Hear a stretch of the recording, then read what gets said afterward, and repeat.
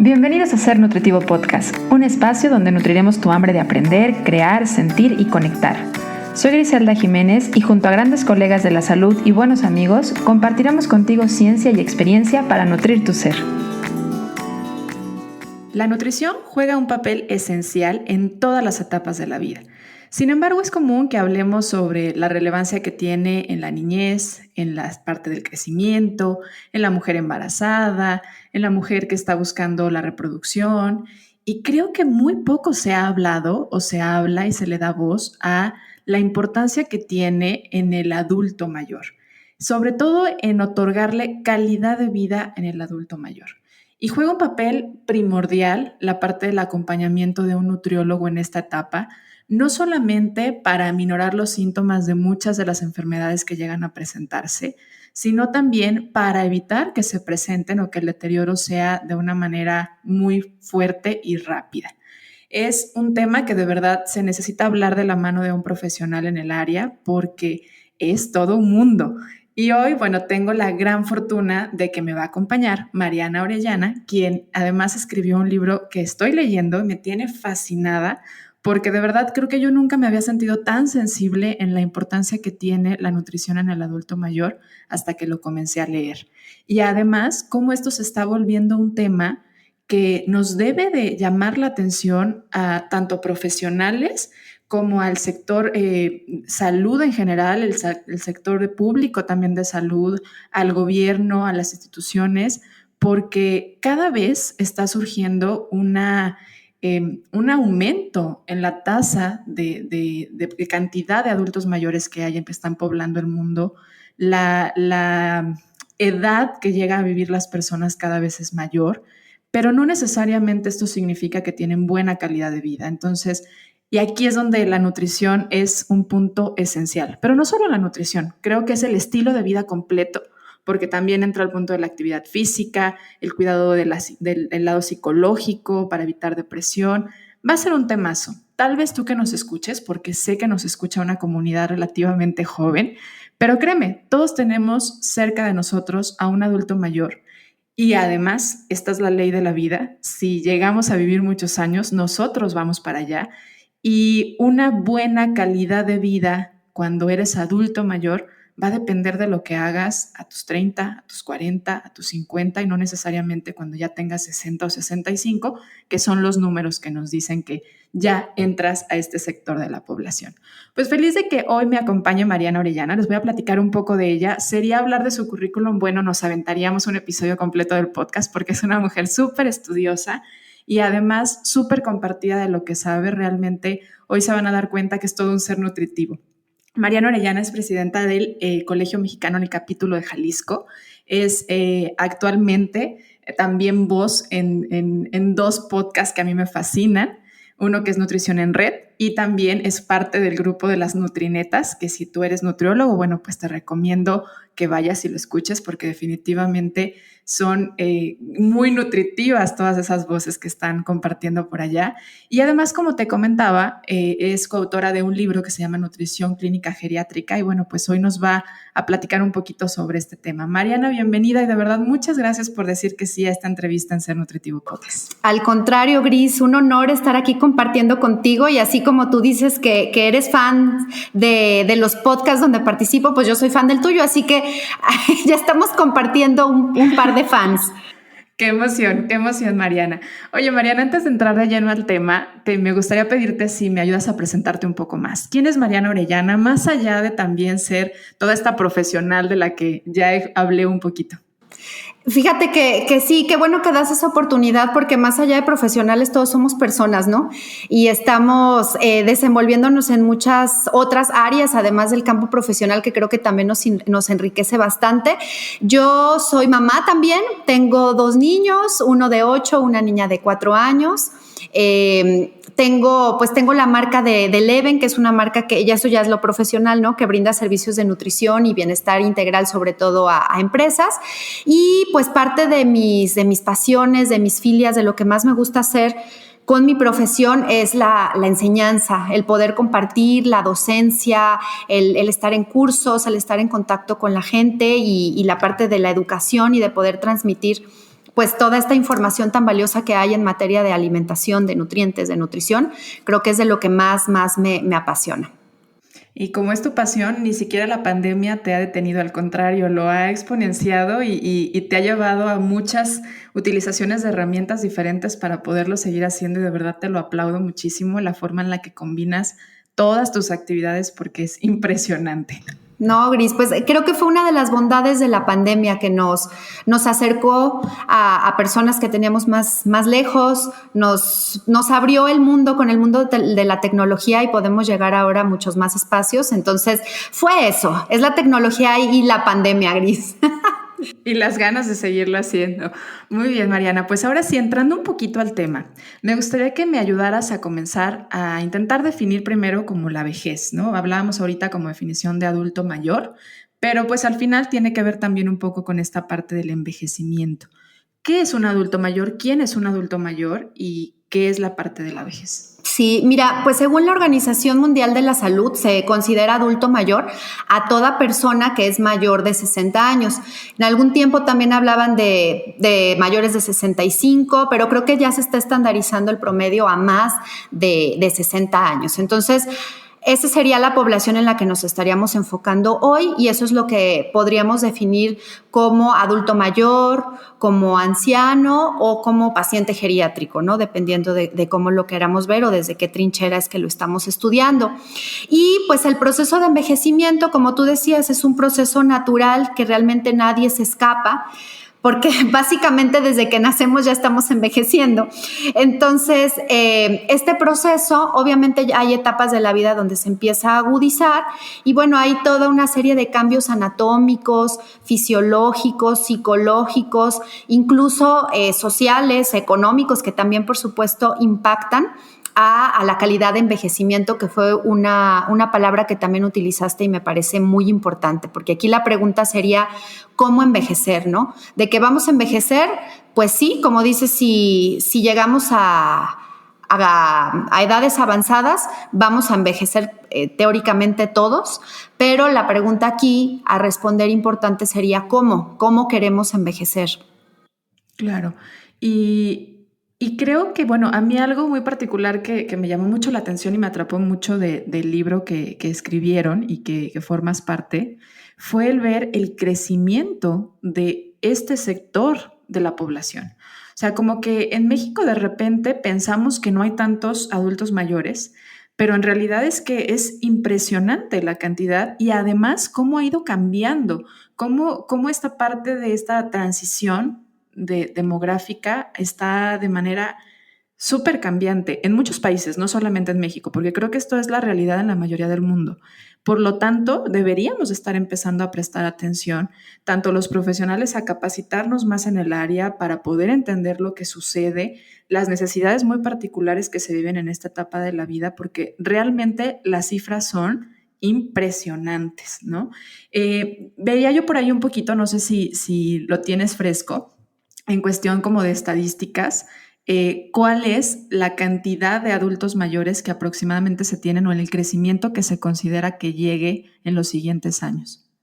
Es impresionante, sí, de hecho esa estadística creo que sensibiliza muchísimo a la importancia del tema porque se habla que durante los próximos 50 años la estimación es que se duplique el número de adultos mayores. Es decir, si en la actualidad estamos alrededor de los 605 millones a nivel mundial, estaríamos hablando más o menos de 2,000 millones en 50 años. Entonces es un crecimiento del 50%, es exponencial y en México el número de adultos mayores no se queda por supuesto para nada atrás, ¿no? En México más o menos se estima que son 15.4 millones de personas mayores de 60 años y este crecimiento que se prevé a nivel mundial, pues por supuesto también es lo mismo el mismo impacto que va a tener aquí en México, ¿no? Es altísimo, como dices.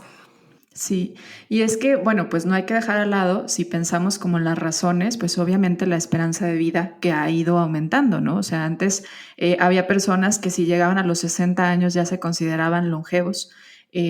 Ahora pues ya estamos hablando de que la realidad es que la esperanza de vida aproximadamente es de 75 años, si mal no recuerdo, y ya estamos hablando de que a los 75 años definitivamente ha ocurrido este proceso de envejecimiento que además empieza, lo decías ahorita, desde que nacemos, Pero sobre todo después de los 30 años, empieza a verse de una manera muy diferente el cuerpo. De los 40, sí, definitivamente, llega uno y dice, algo cambió, algo pasó. Pero por ahí entre los 45 vienen otros cambios. Entonces, que es prácticamente un caminar hacia esta parte del envejecimiento, cambios hormonales, cambios fisiológicos, cambios en todos los órganos. Además, es lo impresionante, cómo todos los órganos pueden llegar a experimentar, pues justamente las consecuencias del envejecimiento, que es totalmente natural. Ahora, vamos a intentar como poner un poquito en tema lo que sucede cuando una persona envejece, porque creo que es sabido para la mayoría, ¿no? Pues las manos se arrugan, la piel se arruga, empiezan a salir las arrugas faciales, el cabello cambia, pero hay cambios mucho más profundos, más allá de lo que se ven, de lo que además, pues creo que también está muy, con una connotación muy negativa socialmente, ¿no? Porque el envejecimiento también tiene una carga aquí en la parte social y emocional de la persona, porque pareciera que es como una persona que tiene menor validez, menor palabra, menor importancia, menor impacto en la economía, y realmente creo que eso es muy duro. Y hoy además tememos mucho al envejecimiento, pero lo que se ve hacia afuera, y muchos no saben lo que sucede adentro también. ¿Qué pasa cuando una persona envejece? Como mencionas, hay cambios que van desde lo físico hasta lo emocional o incluso factores extrínsecos al paciente que van a tener también un impacto. Si hablamos de la parte fisiológica y le ponemos un nombre, pues hablaríamos que hay un estado de oxidación, ¿no? Entonces, ¿qué es esto? Pues que las células empiezan a envejecer, o sea, realmente el envejecimiento empieza de adentro hacia afuera. Entonces, esto causa, o la manera en la que lo podríamos ver, son ciertos signos, ciertos síntomas que denotan que la persona está envejeciendo, y esto se traduce en todos los órganos y sistemas. Uno que se le ha dado mucha importancia últimamente porque tiene mucho que ver con el nivel de independencia que va a tener el adulto mayor, y ese es otro tema, es el tema del deterioro cognitivo. Esa es una de las cosas que se empiezan a manifestar en el proceso de envejecimiento, y que por supuesto hay formas de detener ese deterioro cognitivo para que no se llegue a viejo con una salud mental disminuida, ¿no? Menguada. Pero ahí es donde impacta el proceso de envejecimiento en el tema del deterioro cognitivo. Si nos vamos a la salud digestiva, por ejemplo, también va a haber un impacto en la salud digestiva. Todas las funciones básicamente empiezan a decrementar, a moverse, como quien dice en términos más coloquiales, un poco más lento. Entonces, el movimiento intestinal, el peristaltismo va a disminuir, la secreción de enzimas pancreáticas para la digestión de los alimentos va a disminuir, la secreción de salivación, de ácido clorhídrico va a disminuir, y todo esto va a tener un impacto. Yo como nutrióloga, pues te lo comento, va a tener mucho impacto en la parte de la alimentación, ¿no? Porque va también a decrementar la absorción de muchos nutrientes. Se van a hacer más pesadas las digestiones, por eso de repente llegan las personas a una edad donde dicen, ya no puedo cenar porque me cae muy pesado, o ya no puedo comer esto que antes sí toleraba, pero ahora ya no lo tolero, y es precisamente por todos estos cambios naturales que se dan en la parte digestiva. Y así, si nos vamos en cada órgano y sistema, es lo mismo. Si nos vamos a la parte de la composición corporal, también va a haber cambios en la composición corporal. La tendencia es que se pierda masa muscular, que se gane masa grasa, y como decía, no es tanto solamente ver el cambio, sino el impacto que va a tener este cambio en la calidad de vida del paciente, porque ahí es donde realmente la persona va a sentir el proceso de envejecimiento, y se puede sentir muy bien si este proceso se está llevando de una forma saludable, o se puede sentir muy mal si el envejecimiento no está siendo un envejecimiento saludable. En la parte de la masa muscular, otra vez vuelve a aparecer la palabra de independencia. Esto compromete mucho la movilidad del paciente, la funcionalidad del paciente, y por ende el que pueda seguir haciendo sus actividades diarias comunes y corrientes de forma autónoma, sin necesidad de ayuda, ¿no? Cosas tan sencillas que a lo mejor en cierta edad uno no valora, como el poder ir al baño solo, el poder bañarse solo, el poder cambiarse solo, y son habilidades que a causa de la pérdida de masa muscular se pueden comprometer en las personas mayores de 60 años, ¿no? Y creo que aquí juega un papel muy importante el lado de la actividad física o movilidad, ¿no? O sea, el mantener la movilidad. el hablar que el ejercicio debemos de dejar de verlo nada más como algo estético o que se hace con fines estéticos, sino que debe de hacerse o debemos de empezar a pensar que en todas las etapas de la vida se debe de realizar actividad física y para esto es cuidar el músculo y no solamente es a lo mejor salir a caminar, que definitivamente tiene beneficios, digo, en cuestión de oxigenación, circulación, pero también el cargar cosas, o sea, a lo mejor que si tienen en casa pequeñas botellitas o kilitos de arroz, de frijoles, pues hacer un poco de fuerza con ellos, hacer un poco a lo mejor de sentadillas, pero ahora sí que cuidar el músculo es cuidar la salud en todas las etapas de la vida, no solamente es con un fin estético. Esta parte del cambio en la composición corporal me parece muy relevante de hablar desde el lado muscular, como lo decías, pero también cómo hay cambios también en el lado de la hidratación, porque creo que es sumamente frecuente que el adulto mayor experimente deshidratación. Creo que también hay cambios muy interesantes y a cierto punto también muy impactantes en la parte de la densidad ósea, de los huesos. Cambios también muy interesantes en la parte de la grasa, que bien lo decías. Casi siempre lo que ocurre es que hay una pérdida muscular y un aumento en la cantidad de grasa que tienen.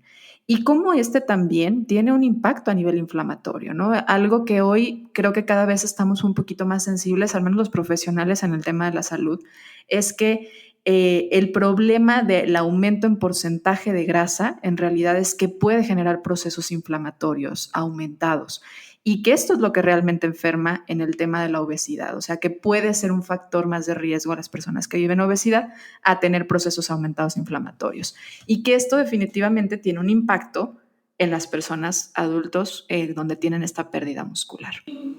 Creo que ahorita con esto que estás comentando, cabe lugar para la definición de envejecimiento saludable de la OMS, que me encanta, porque estamos hablando de músculo, de independencia, funcionalidad, ejercicio, y justo la definición de envejecimiento saludable es un proceso de fomentar y mantener la capacidad funcional que permita el bienestar en la edad avanzada. Entonces, como dices, va mucho más allá de una cuestión estética de si ya tengo patitas de gallo o no, eso es lo de menos, ¿no?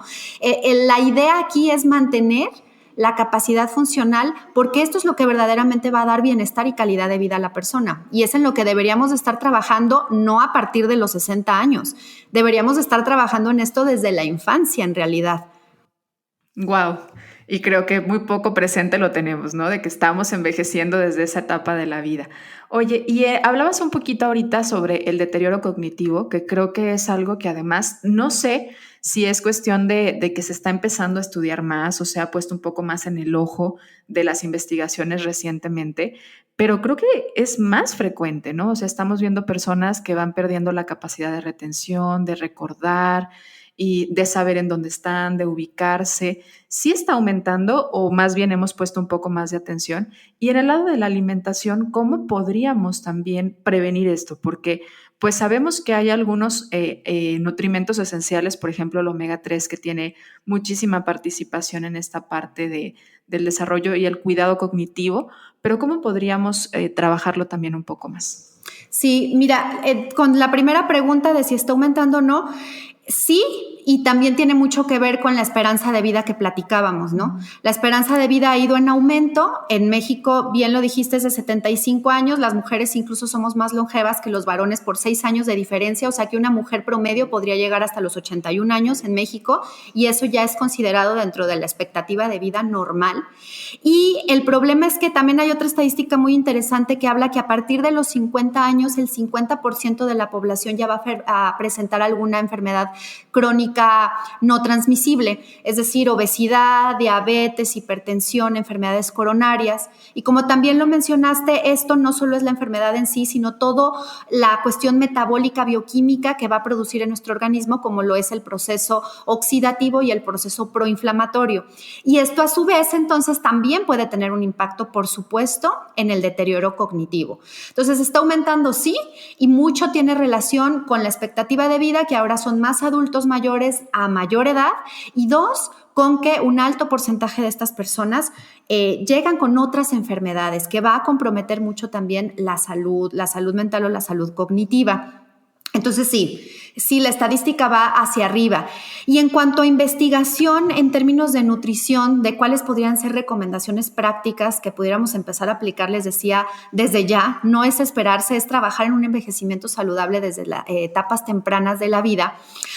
Ha habido mucha investigación en muchos papers sobre distintos patrones, porque ahora ya no hablamos tanto de porcentaje de carbohidratos y porcentaje de grasa y porcentaje de proteína, sino más bien ahora la investigación va más dirigida hacia patrones de alimentación. ¿Qué patrón sería el más saludable o el que ayudaría más a prevenir el deterioro cognitivo? Y los que salen a relucir con más sustento científico es, por ejemplo, los patrones basados en plantas. Hay mucha investigación al respecto de cómo este tipo de patrones ayuda y tiene un impacto positivo para evitar el deterioro cognitivo. La dieta mediterránea es otro de los patrones que tiene también mucha investigación y sustento al respecto. La dieta DASH, que esa originalmente es para tratar la hipertensión, pero tiene ciertas características que son las que ahorita voy a aterrizar, que también dan efectos benéficos para la salud cognitiva. Y hay otra más que surge por ahí de una combinación entre la dieta mediterránea y la dieta DASH, que se llama dieta MIND. MIND precisamente por la cuestión de la salud cognitiva, y también esta ha sido asociada sobre todo a reducir la incidencia de Alzheimer. Cuando vemos nosotros estos 4 patrones, a lo mejor decimos, híjole, pues entonces ¿cuál? ¿No? O sea, ¿qué dieta hago? ¿La mediterránea o la basada en plantas o la DASH o la MIND o cuál? Lo que yo he analizado es que todos estos patrones tienen puntos en los que convergen, puntos comunes que son los que realmente ofrecen las bondades para la salud cognitiva. Por ejemplo, ¿qué cosas tienen en común estos 4 patrones? Uno, que son patrones muy altos en alimentos de origen vegetal. Entonces, todos los patrones que mencioné promueven un alto consumo de verduras, un alto consumo de frutas, de legumbres, de semillas, de granos enteros. ¿Y esto qué me da? ¿Cuáles serían las propiedades nutrimentales que van a tener el impacto? La fibra, los polifenoles, los antioxidantes como la vitamina C, el licopeno, el selenio, la vitamina E. Y te decía, todos estos patrones tienen esa característica. Entonces, cualquiera de los que tú lleves y que lo adaptes, por supuesto, a la zona geográfica donde vivas, si tiene esa característica de ser rica en alimentos vegetales, vas a tener la bondad. Esa es una. Otra, que todos estos patrones también comparten la característica de ser bajos en grasas saturadas. No promueven un alto consumo de alimentos de origen animal, sino más bien el de alimentos de origen vegetal, y moderan el consumo de alimentos de origen animal. Y dentro de los de origen animal promueven aquellos que son más bajos en grasa, como el pescado, como las carnes blancas. Y esto tiene un impacto en el síndrome metabólico, tiene un impacto en el proceso inflamatorio y también, por ende, va a tener un impacto en la salud cognitiva. Otra característica que considero de las más importantes es que todos estos patrones son bajos también en alimentos ultraprocesados. ¿Qué es un alimento ultraprocesado? Muy sencillo. Es aquel que cuando volteas la caja o el envase y en los ingredientes ves más de 2 nombres que no entiendas, eso es un alimento ultraprocesado. Un sulfato de no sé qué, un color amarillo de quién sabe qué, palabras que normalmente o ingredientes que normalmente no tendrías en tu cocina, que son sustancias químicas y que parece más la tabla periódica de los elementos que otra cosa. Bueno, ahí estaríamos hablando que es un alimento que tiene mucho proceso, que es ultraprocesado, que tiene más aditivos, que probablemente tenga más sodio, más azúcar. Digo probablemente porque también hay alimentos industrializados bajos en estos productos, pero si hablamos de una generalidad del ultraprocesado, esas serían sus características. Y estos patrones también convergen en la idea de ser bajos en alimentos ultraprocesados y por ende evitar aditivos artificiales, sodio y azúcar. Y una última característica que comparten todos también es el tema del omega 3. Son patrones ricos en omega 3 que incentivan el consumo de fuentes de omega 3 y esto da la protección cardiovascular, pero también el efecto antiinflamatorio que ya se ha visto que también va a tener un efecto positivo sobre la salud cognitiva. Entonces, serían los tips así rápidos que yo te daría y los patrones más recomendables que están sustentados en la literatura para evitar este deterioro cognitivo tan importante. Qué maravilla, además, cómo nos lo platicas, porque es como digerirlo. A ver, no es como que tengas que hacer este patrón de manera tal cual, ¿no? Porque a lo mejor dices, bueno, dieta mediterránea, pues o compro salmón o compro el resto de mis alimentos, ¿no? Y yo no vivo en el Mediterráneo. Claro, o sea, no tengo las características en mi entorno como para poder comer eso, pero al final el cuerpo no necesita como tal ese alimento, necesita los nutrimentos. Son los nutrimentos que tienen estas características que bien decías, antioxidantes, más altos en fibra, una buena cantidad de omega 3, bajos alimentos ultraprocesados. O sea, eso es lo que hay que buscar al final, ¿no? Y no nada más para la salud cognitiva, creo que es en general, ¿no? Es la base prácticamente de la nutrición. Y creo que otro punto muy interesante a platicar, desde que empezamos a pensar en la vejez, y esto creo que en las mujeres nos sensibilizamos un poquito antes, la salud ósea. Ahorita hablábamos un poco de, bueno, si hay un cambio en la composición corporal, incluido también un cambio en esta parte de la densidad ósea, y las mujeres muy en particular asociado con toda la condición hormonal que vivimos en la menopausia, pues tiene un impacto. ¿Cómo podemos cuidar nuestros huesos? Porque además es súper sabido, digo, los que tenemos abuelitos o hemos tenido la posibilidad de crecer cerca de ellos, saber que una fractura realmente a veces es el parteaguas para un deterioro fuerte y a veces hasta llevarlos a la muerte, a depresión. Entonces es súper importante hablar de la salud de nuestros huesitos. Totalmente. Una estadística que me llama mucho la atención es la de la fractura de cadera. La expectativa de vida después de una fractura de cadera en un adulto mayor es de 1 año. O sea, muchísimos adultos mayores cuando presentan la fractura de cadera al año mueren. O sea, la mortalidad aumenta muchísimo al plazo de 1 año. Y tiene que ver con lo que tú decías. Uno, pues van a estar postrados en cama, entonces eso va a generar mayor deterioro de la masa muscular, menos apetito, más proceso inflamatorio, más la situación de depresión, etcétera. Entonces sí es un tema súper importante. Y aquí, ¿qué recomendaciones se pueden dar? Uno, la actividad física, que por ahí algo comentaste. La masa ósea es directamente proporcional a la masa muscular. Entonces, si promovemos una mejor reserva de masa muscular, por default estamos también protegiendo a la reserva de masa ósea. Aquí, para proteger el músculo, ¿qué tipo de ejercicios serían recomendables? Los ejercicios de fuerza. Obviamente todo tendría que ser adaptado a la funcionalidad y a las capacidades del paciente, entonces no me atrevería a dar una recomendación generalizada de decir tienen que todos levantar tantos kilos en bíceps y tantos en pantorrilla, porque eso es muy individualizado, pero sí promover ejercicios donde se trabaje la fuerza, aparte del ejercicio cardiovascular que se va a dar otras bondades, pero para músculo y hueso específicamente esa. Otra, el tema de la vitamina D, que ahorita la vitamina D está muy de moda porque hay mucha investigación. Antes era solo en salud ósea y ahora hay investigación de vitamina D en prácticamente todo. Y con el adulto mayor pasa algo interesante, que es que el déficit de vitamina D es mucho más frecuente en adultos mayores que en adultos o en otros grupos etarios. Entonces sí sería un nutriente, una vitamina en la que tendríamos que prestar atención. Y si ahorita le sumamos el confinamiento, empeora el problema, porque la vitamina D sabemos que también la activamos al estar en exposición al sol, y con el confinamiento y más los adultos mayores, que están todavía más encerrados, pues van a tener con mayor posibilidad un déficit de esta vitamina. Y esta vitamina está directamente relacionada, además que de sistema inmune y otras cosas que les comentaba, con la salud del hueso. Entonces, importantísimo cuidar las fuentes de vitamina D o valorar, que también tendría que ser una recomendación individualizada, pero valorar la necesidad de posible suplementación en algunos casos también.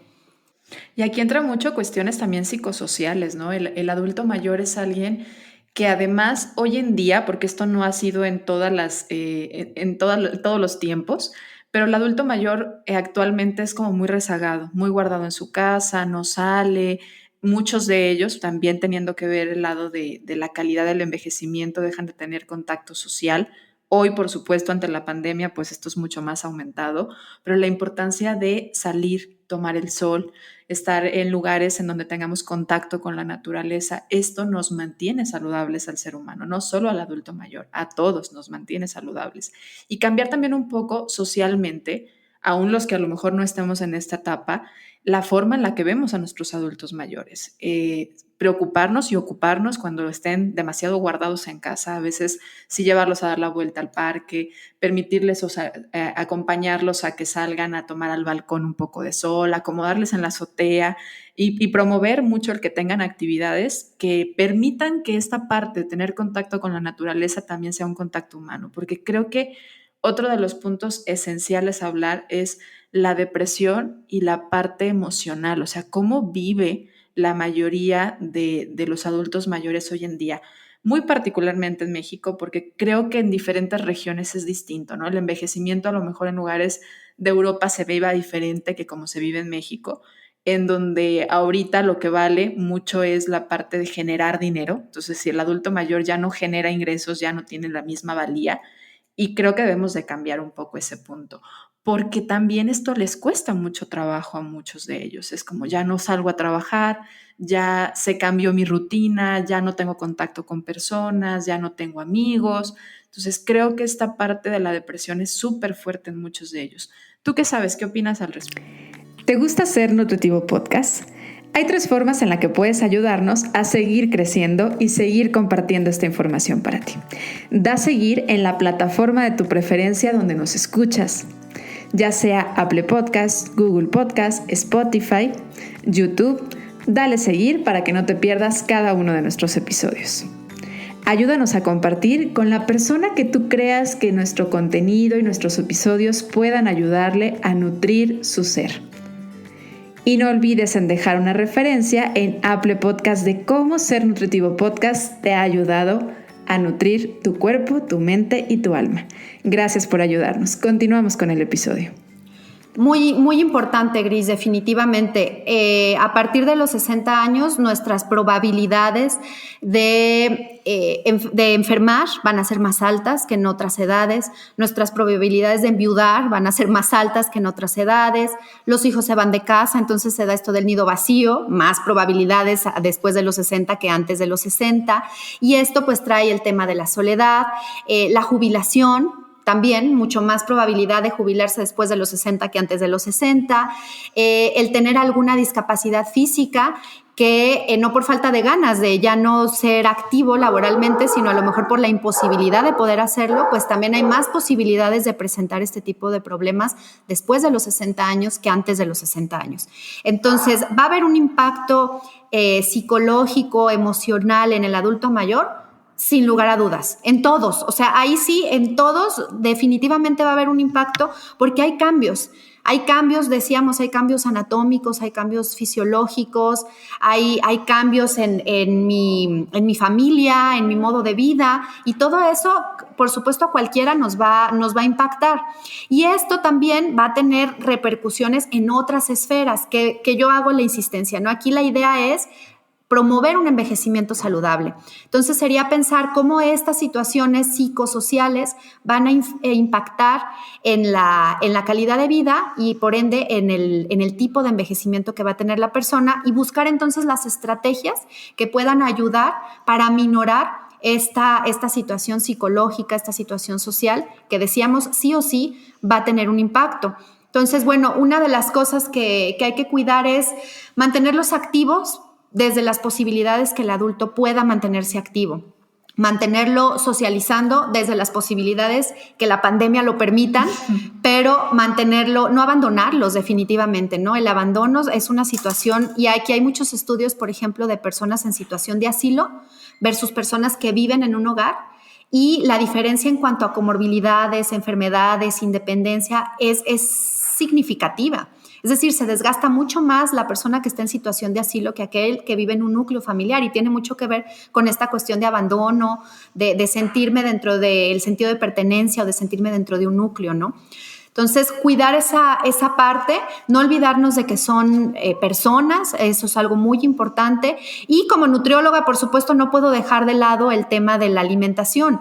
Pensar que esto va a tener un impacto en la alimentación y que muchos van a tender a la subalimentación por estas cuestiones emocionales, sociales, empezar a disminuir su consumo calórico, proteico, de nutrientes, y que esto pues no va a favorecer para nada al tipo de envejecimiento que yo quiero promover en la persona. Pues, cuidar mucho también la parte de la alimentación.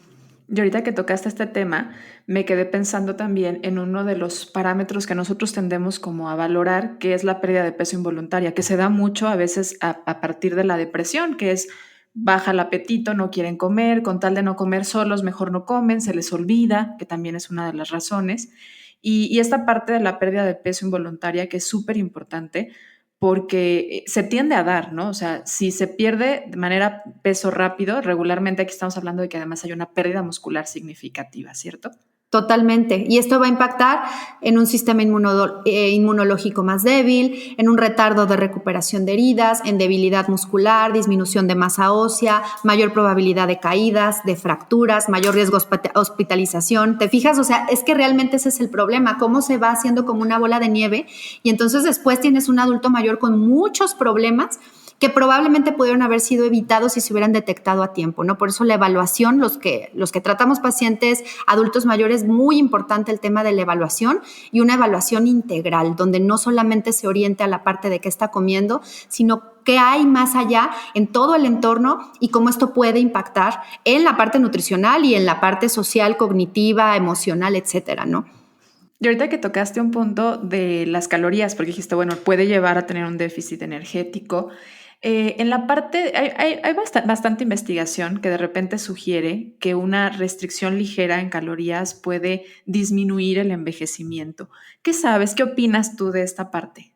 Mira, mucho tiene que ver lo que también platicábamos en un inicio del tema de la inflamación y la oxidación. Entonces, el mantener un peso saludable, en algunos casos el tener una restricción ligera calórica que pudiera también promover menor acúmulo de grasa o un peso más saludable, sí tendría un impacto positivo en el envejecimiento, sí lo tendría. Ahora, necesariamente yo diría o daría como recomendación generalizada a todo mundo bajar el consumo calórico para tener el envejecimiento saludable, no, porque habría que valorar las necesidades específicas de cada persona, si hay comorbilidades asociadas, a lo mejor tiene alguna otra enfermedad que sube el gasto calórico y va a necesitar más calorías. Entonces yo aquí creo que más bien la recomendación sería mantener un consumo calórico adecuado que me ayude a mantener también un peso adecuado y una composición corporal adecuada. Eso sería lo que realmente tendría mucho más relevancia en el cómo voy a estar envejeciendo. Y volvería a caer, creo que en el tema de los patrones también, Gris. Oye, y en el caso, por ejemplo, de esta parte de la evaluación, tendemos como a evaluar con base a un parámetro que además desde mi criterio es mucho más poblacional que realmente para valorar al individuo, que es el índice de masa corporal, para poder saber si está dentro de su peso o no está dentro de su peso. ¿Este sería válido en una persona que es un adulto mayor? O sea, ¿podríamos diagnosticar obesidad con un índice de masa corporal o un bajo peso con un índice de masa corporal a un adulto mayor, o no aplicaría? Sí aplica, nada más ser conscientes que los puntos de corte para el adulto mayor en cuanto a índice de masa corporal cambian. No son los mismos que tomamos en cuenta para un adulto. En un adulto sabemos de 18.5 a 24.9 es el rango de normalidad. Menos de 18.5, entonces estaría desnutrido, y más de 24.9 hablaríamos de sobrepeso o exceso de peso. En el adulto mayor, de acuerdo a las guías de Aspen, a la Sociedad Española de Geriatría y Gerontología, o sea, varios institutos internacionales que estudian específicamente este grupo etario, hablan de que un rango de normalidad ideal en índice de masa corporal para los mayores de 60 años sería de 22 a 26.9. Entonces, si te fijas, se recorre un poquito hacia arriba justo por los cambios de composición corporal que van a tener también un impacto en el peso corporal neto. Entonces, si nosotros vemos un adulto mayor con menos de 22 de índice de masa corporal, ya hablaríamos de que es desnutrición, cosa que en un adulto de 30, 40 años sería un peso normal. Uh-huh. Oye, y en el punto de la desnutrición, que también creo que es otro de las cosas que pueden llegar a experimentar muchos de ellos, ¿no? La desnutrición, tanto por el hecho de que les baja el apetito o por todas estas condiciones que favorecen a que a veces olviden comer o coman, pero también muchas de ellas creo yo puede ser a partir de los cambios que ocurren a nivel de su boca, ¿no? De sus dientes, de poder masticar y mucho con la parte proteica, porque además el mexicano estamos muy acostumbrados a asociar el consumo de proteína con carne y la dificultad de masticar la carne para ellos puede llegar a ser a veces lo que hace que tengan una deficiencia en esto y que los pueda llevar también a una desnutrición. ¿Qué recomendación podríamos dar ahí para evitar justamente la desnutrición en el adulto mayor? Primero, tomar en cuenta y hacer una buena evaluación, que es lo que tú comentabas, de cuál es la causa de por qué el paciente se está desnutriendo para poder abonar desde la raíz del problema y no desde el problema. Entonces, hay muchas causas, la salud bucal es una de ellas, la pérdida de piezas dentarias. Si esa fuera la raíz, entonces, ¿cuál pudiera ser una posible solución? El cambiar la textura del alimento. No necesariamente no dar carne, pero a lo mejor dar carne molida, el caldo de pollo darlo en forma de papilla, como lo haríamos con un bebé, y eso facilitaría muchísimo el que el adulto estuviera ingiriendo la cantidad de proteína y de nutrientes necesarios si el problema de raíz fuera la salud bucal. Hay otros problemas que también van a atender a la desnutrición y que haya dificultad al momento de ingerir alimentos, como la capacidad de succionar o de deglutir. El tema de la deglución no tiene que ver con dientes, estamos hablando ya de un poquito más atrás, y también puede impedir que el adulto mayor coma. Otro problema que casi nunca se toma en cuenta y sí es importante sensibilizarnos es que muchas veces les salen aftas en la boca y para muchos el comer puede ser incluso algo doloroso. Y eso es algo que tampoco valoramos y decimos que se lo come y que se lo termina. Valida primero, evalúa primero, porque puede haber dolor inclusive, ¿no?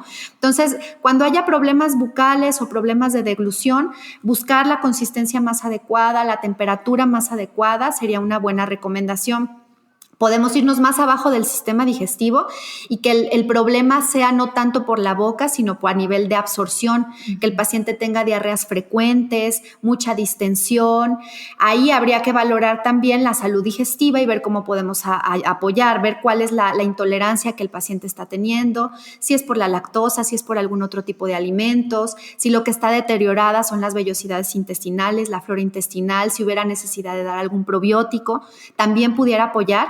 Pero creo que la clave radica en la evaluación, en hacer una buena evaluación para poder identificar realmente la raíz de lo que está haciendo que el paciente coma menos o pierda peso y entonces apoyar desde ahí, porque otra causa, por ejemplo, podría ser nada que ver con lo fisiológico y podría ser lo que platicábamos de una cuestión de depresión, ¿no? Y entonces tú ahí estás dándole papillas y demás, pero si el paciente no resuelve su parte emocional, no va a tener apetito y no va a terminarse el platillo y el problema va a continuar. Entonces creo que mucho radica el hacer una buena evaluación, pero si habláramos de recomendaciones así prácticas generales, la consistencia de la dieta es una buena recomendación. La calidad de la dieta, el buscar que aunque sean comidas pequeñas, sean frecuentes y sean de alto valor nutritivo, para que en poco el paciente logre consumir mucho, nutricionalmente hablando, no mucho valor nutricional. Serían buenas recomendaciones. Insistir en la hidratación, que algo hablamos al inicio de eso y ya no lo profundizamos, que creo que también es un área importante porque en los adultos mayores baja el reflejo de la sed. Entonces, muchas veces no van a sentir sed, pero eso no quiere decir que no tengan la necesidad de agua. Entonces, hay que estar vigilando que aunque no les dé sed, estén hidratándose, porque, como también lo mencionaste, es muy común el tener deshidratación en el adulto mayor, más si le sumamos que estamos en tiempo de calor o que a lo mejor se suma alguna enfermedad o que trae diarrea, mucho más delicado, ¿no? Claro, y mucho yo, bueno, en consulta escucho esta parte de también dejar de tomar líquidos por el hecho de ir a orinar, ¿no? De ir a orinar constantemente, que también es como, no, yo ya no tomo líquido después de las 5, después de la comida, porque voy y orino mucho, pero tiende a llevarlos a que tengan esta parte de deshidratación. Y también es, pues, el promover el consumo de otras fuentes de líquido. A veces no es el agua, sino un poco más de líquido a partir de algunos caldos, sopas, frutas, verduras que sean más acuosos, ¿no? Totalmente. Se habla de un mínimo de 1,000 mililitros de agua en el adulto mayor, mínimo. Entonces, por lo menos vigilar que esté cubriendo eso como mínimo y evitas la deshidratación. Me encantó aparte ahorita cómo le estabas dando cierre, porque creo que es súper valioso que ponemos como en contexto y ponemos como la situación que vive, ¿no? Las posibles condiciones que vive el adulto mayor. Pero siempre en la nutrición es hacer un traje a la medida. Y para esto es la importancia de la evaluación y del acompañamiento, de que el traje te lo haga un profesional de la salud que además esté sensible a que no es igual la nutrición en un niño, a una mujer embarazada, a un adulto mayor. Cada etapa de la vida y cada individuo además requiere un traje hecho a la medida en esta parte de la nutrición. Totalmente de acuerdo, Gris. Totalmente. Bien, Mariana, pues estamos entrando a la recta final del episodio. Déjame platicarte que en Ser Nutritivo Podcast creemos que la nutrición no es solamente un tema de lo que nos llevamos a la boca y comemos, sino que el ser humano necesita nutrirse también en la parte física, mental y espiritual. Y nos encanta saber y además llevarnos a partir de esto inspiración y recomendaciones de cómo hacerlo de las personas que nos acompañan y nos guían como maestros en estos episodios. Entonces queremos saber cómo tú, Mariana, disfrutas nutrir tu cuerpo. Ándale, esa ya no tiene nada que ver con envejecimiento. ¿Cómo disfruto nutrir mi cuerpo? Bueno, no solo somos lo que comemos, dice por ahí Sabi Camacho, somos también los materiales que consumimos, lo que escuchamos, lo que vemos. Entonces, me gusta, primero con alimentos, mi cuerpo físico me gusta nutrirlo con alimentos. Sí busco, por supuesto, alimentos que me den un valor nutritivo más allá de solo la satisfacción del paladar, pero también busco la satisfacción del paladar. O sea, soy comelona y me gusta mucho disfrutar la comida. Entonces, sí busco comer con propósito, pero también busco, ¿por qué no?, satisfacer al paladar. ¿Qué más? Me encantan las películas. Entonces, esa es otra forma en que me nutro. Busco buenos contenidos de películas, busco pues relajarme también, ¿por qué no? Y tener como esos espacios para mí. ¿Y espiritualmente? Y espiritualmente, qué buena pregunta. Ay, Gris, es que ese es otro tema. Mira, espiritualmente he pasado como por varias etapas de mi vida. Creo definitivamente que hay un Dios. Recientemente acabo de pasar una situación familiar muy dura, entonces sin lugar a duda el recurrir a la oración creo que sí es una herramienta en mi vida y que alimenta mucho la parte espiritual. Y también la lectura, el leer materiales que me ayuden a crecer en esta parte emocional y en esta parte espiritual como ser humano. Creo que esas serían las dos cosas con las que sí busco alimentarme.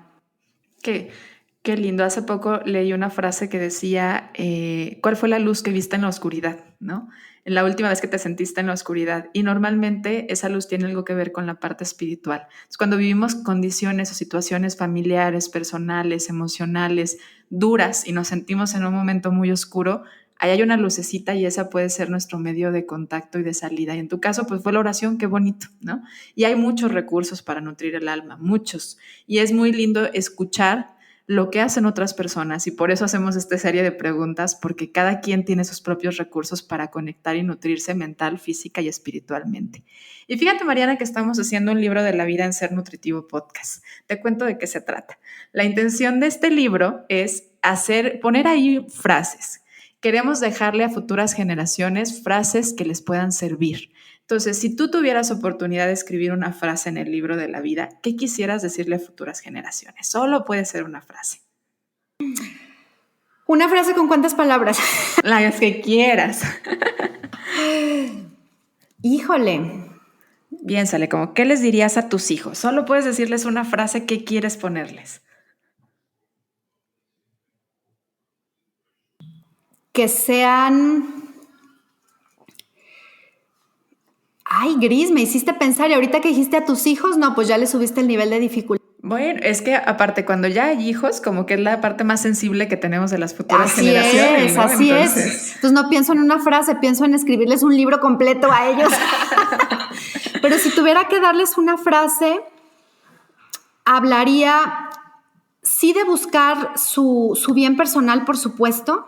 O sea, sí tenemos que buscar nuestro beneficio porque muchas veces hablamos del bien de los otros y demás, que también es el segundo punto, pero sí creo que tenemos que ver por nuestro bienestar, por nuestra salud física, mental, espiritual, como lo comentábamos. Entonces, hay que prestar atención en todas esas esferas de nuestra vida personal para después poder tener un impacto positivo y compasivo hacia la vida de los demás.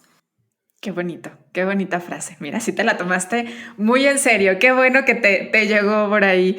Muy bien, pues lista para estar escrita en el libro de la vida. Mariana, pues feliz de haber compartido contigo este episodio, de verdad muy agradecida en nombre propio y de todos los que te escucharon, porque yo creo que hoy nos sensibilizaste a lo que se vive cuando una persona envejece, y que además que es un tema que a todos nos debería estar interesando, tanto en materia personal como también para poder ayudar a otras personas, que en parte fue el cierre que nos dejas, ¿no? Necesitamos cuidarnos a nosotros y estar bien nosotros para poder ayudarlos a los demás. Feliz de haber compartido contigo, Mariana. Algo que tengas por ahí en el tintero todavía que digas, a ver, espérame, no cerramos este episodio hasta que yo diga esto.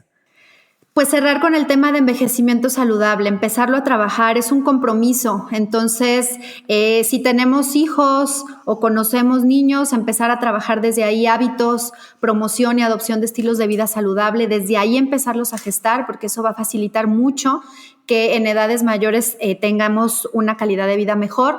Si ya nos agarró entrada a la carrera y ya estamos por ahí de los 30, 40, es buen momento, trabajemos en lo mismo, promoción y adopción de estilos de vida saludable, y recordar que esto incluye una correcta alimentación, que incluye la actividad física, que incluye también el no estar expuestos a sustancias tóxicas, y también la parte social, espiritual, emocional que platicábamos, un ambiente social de igualdad y de oportunidades para todos, independientemente de la edad que tengamos. Entonces, en el momento que estemos de la vida, trabajemos por un envejecimiento saludable de nosotros y de los que nos rodean. Qué buen cierre, Mariana. Sin más que decir, muchas gracias, Mariana. Gracias a ti también que nos escuchaste por ser parte de Ser Nutritivo Podcast. Recuerda que cada jueves encuentras un episodio nuevo, así que nos escuchamos pronto. Gracias.